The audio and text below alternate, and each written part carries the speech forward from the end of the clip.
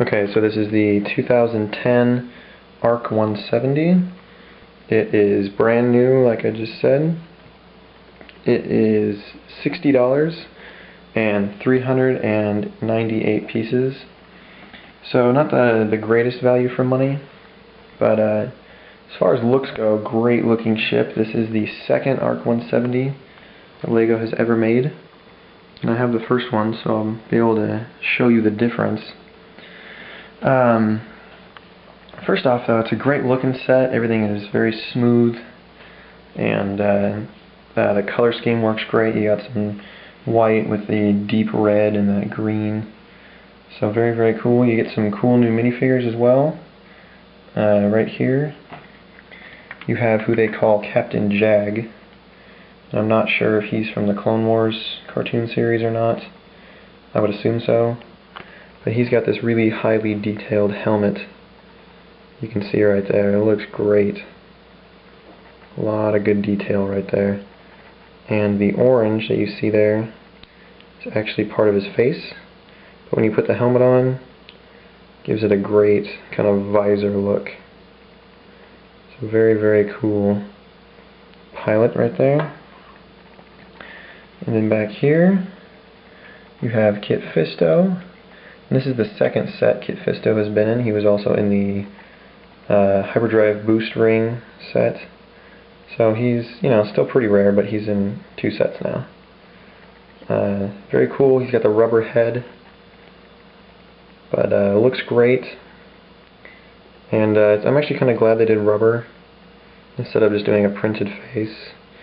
The printed face would not come out as well, so this is really cool. And then back here you have a pilot, and he looks exactly like Captain Jag, except for his helmet is different. There's no facial difference since they're all clones. You can kind of see he's got a different color helmet, but still a great looking minifigure. And then you get this R4P44, which is a green astromech. I'm not sure if that's specific or if that's just part of something random they decided on.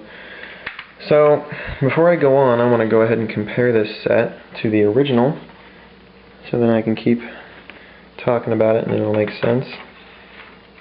So there you go. These sets have a big wingspan, so I'll let you see the difference. Straight off you can see, I'll try to move these a little bit closer. The differences mainly, this is a tan, and you got actual green bricks right here.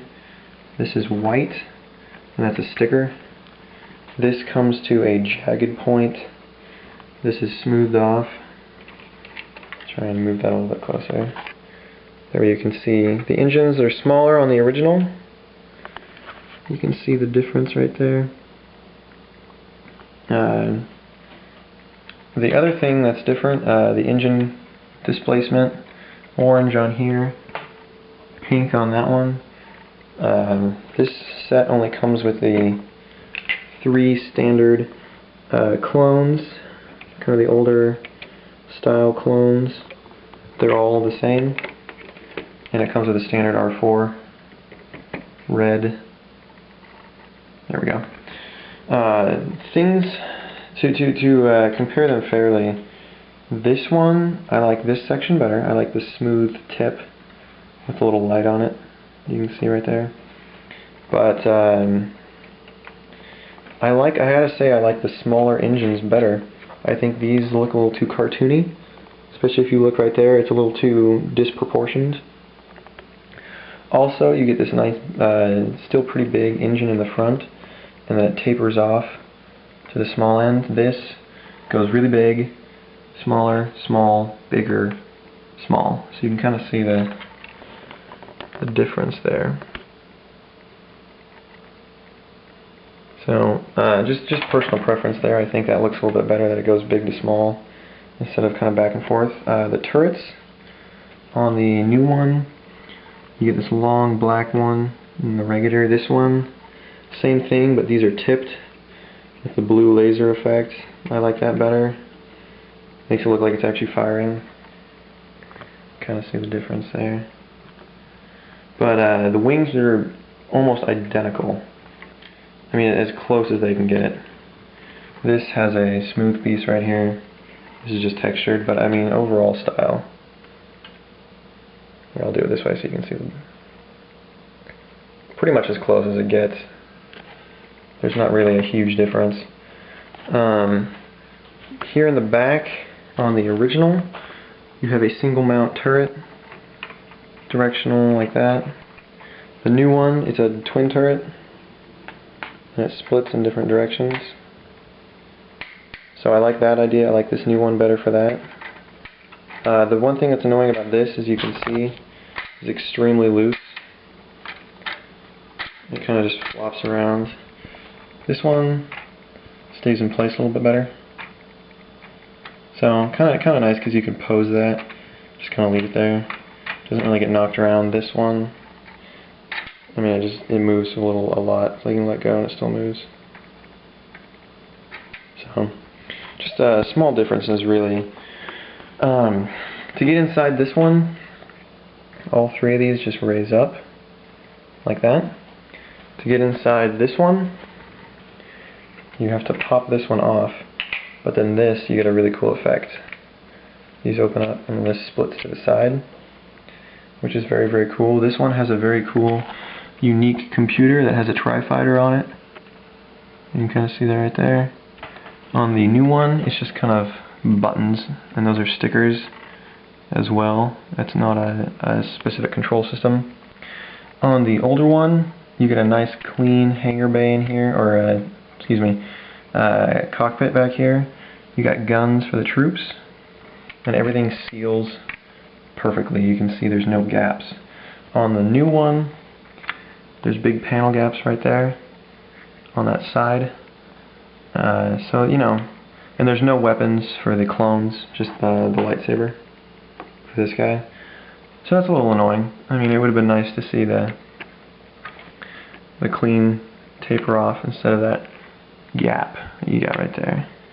You can kind of see what I'm talking about. On the old one, back here, if you pull on this right there, you pull that out, and what it's going to do, it's going to drop a bomb. So this is more of a bomb fighter. That shoves back into there. On the new one, you have a set of twin flick-fire missiles that are fired by pulling the plunger. I'll just show you that now. They're right there, up underneath, and you pull on that plunger, or you push on the plunger, excuse me, and it's going to shoot them forward, but it's designed in a way that when you fire it, I'll just flip this over so you can see it. When you fire it from there, it fires out and hits this, so it kind of arcs down, so it kind of does a similar bomber effect, but not a straight drop out like the other one. Overall, the new one, like I said, it's a little shorter. It looks a little shorter in the nose, and the big wheels are a little too cartoony for me. I like the old one, how it's a little more slender and points off. But like I said, I like that little light on there. The smaller wheels I like for the intakes and the engines. You can kind of judge for yourself. This one also looks like a fan, as you can see, which it's supposed to be. It's supposed to be a fan jet. That one just looks like a big red dish.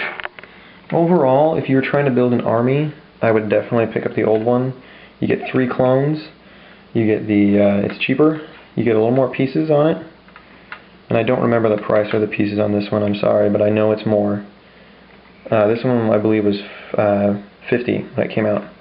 And it's around 400 pieces. So $10 less for about 10 more pieces. If you want just to collect some cool minifigures, this one obviously has the really cool pilots and the semi-rare Jedi. But as far as the ship, if you're trying to just build up an army with ships, the old one is pretty much the way to go. I think they did a better job. That's not to say this one's bad though. The new one is still really good. If you have the time, if you want to invest the time to go to eBay or Craigslist or Bricklink, I would pick up the old one. And you could probably get it for about the same price as the new one. So really, I mean, it comes down to what you want. In the end, it's still the same ship. It's just the small style differences that you're going to like. So yeah. I hope you like that review. Please check out my other reviews. I just added the TIE Defender, the Tantive 4, and the Mon Calamari Home 1 Cruiser review, as well as the Attack Gunship with AT-OT. So please look for those reviews. I'm not going to be buying any more sets till about July or August, but then I will be getting 3 or 4 more. So please look for those reviews and rate and subscribe. Thank you.